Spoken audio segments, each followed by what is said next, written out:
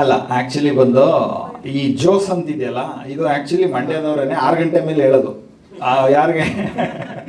So ಅಂದರೆ ಇದು ನಾವು ಕೇಳದಂಥದ್ದೇನೆ. ನಾವು ಕೆರಗೋಡಿಂದ ನಾನು ಕೇಳಿ ಹೋಗ್ಬೇಕಾದ್ರೆ ಜೋಶ್ ಬರ್ತದೆ ಅಂತ ಇಟ್ಟಿದ್ವಿ, ಸ್ವಲ್ಪ ಸ್ಲ್ಯಾಂಗ್ ಇರಲಿ ಅಂದ್ಬಿಟ್ಟು ಆ ಥರ ಮಾಡಿದ್ದೀವಿ ಅಷ್ಟೇ. ಅಂದರೆ ಮಾಸ್ ಆಡಿಯನ್ಸ್ ಅಂತೀವಲ್ಲ ಅದಕ್ಕೋಸ್ಕರ.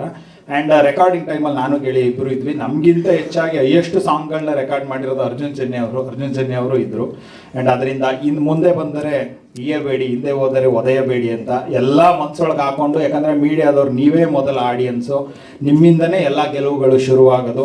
ನಾನು ಇತ್ತೀಚೆಗೆ ಪ್ರೆಸ್ ಮೀಟ್ಗಳು ನೋಡ್ತಾ ಇದ್ದೆ, ನನಗೆ ಪ್ರೆಸ್ ಮೀಟ್ಗೆ ಹೋಗೋಕ್ಕೆ ಭಯ ಸ್ಟಾರ್ಟ್ ಆಗ್ಬಿಟ್ಟಿದೆ ಈ ನಡುವೆ. ಹಂಗೂ ಗೆಳೆಯ ಬರಲೇಬೇಕು ನೀನು ಅಂತ, ಯಾಕಂದರೆ ಪ್ರಶ್ನೆಗಳೆಲ್ಲ ಬಾಣ ಥರ ಇರುತ್ತೆ, ಬುಲೆಟ್ ಥರ ಹೊಡಿತಾ ಇರ್ತಾರೆ. ನಿಮ್ಮೆಲ್ಲರಲ್ಲಿ ಕೈ ಮುಗಿದು ಸಾಷ್ಟಾಂಗ ನಮಸ್ಕಾರ ಮಾಡ್ತೀನಿ ನಿಮ್ಮೆಲ್ಲರಿಗೂ.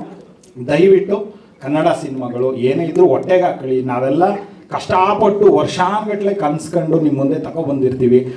ಹಿಂದಿನ ಇದ್ದಂಥ ನಾನು ಇಂಡಸ್ಟ್ರಿಗೆ ಬಂದು ಬಹುದೂರ್ ಮಾಡಿದಾಗ 2014 ಅಲ್ಲಿಂದ ಇಲ್ಲಿ ತನಕ ಒಂದು 350 ಹಾಡು ಬರೆದಿರ್ಬೋದು, ಹೆಚ್ಚು ಕಮ್ಮಿ 600 ಪ್ರೆಸ್ ಮೀಟ್ ಅಟೆಂಡ್ ಮಾಡಿರ್ಬೋದು.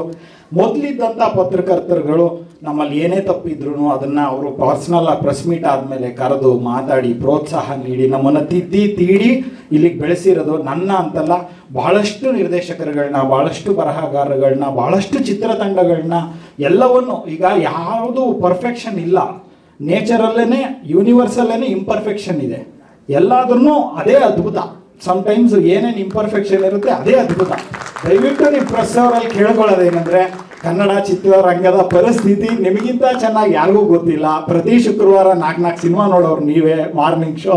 ದಯವಿಟ್ಟು ಎಲ್ಲ ಚಿತ್ರದ ರಂಗದ ಪರವಾಗಿ ನಿಮ್ಮ ಹತ್ರ ಕಳಕಳಿಯಿಂದ ಕೇಳ್ಕೊತೀನಿ, ಏನೇ ಇದ್ರೂ ದಯವಿಟ್ಟು ಅದನ್ನು ಮನಸ್ಸೊಳಗೆ ಹಾಕ್ಕೊಂಡು, ಹೊಟ್ಟೆ ಒಳಗೆ ಹಾಕ್ಕೊಂಡು ಕ್ಷಮಿಸಿ ನಮ್ಮೆಲ್ಲರನ್ನೂ ಕೂಡ ಬೆಳೆಸಿ ಅಂತ ನಾನು ಕೇಳ್ಕೊತೀನಿ. ಧನ್ಯವಾದ. Thank you.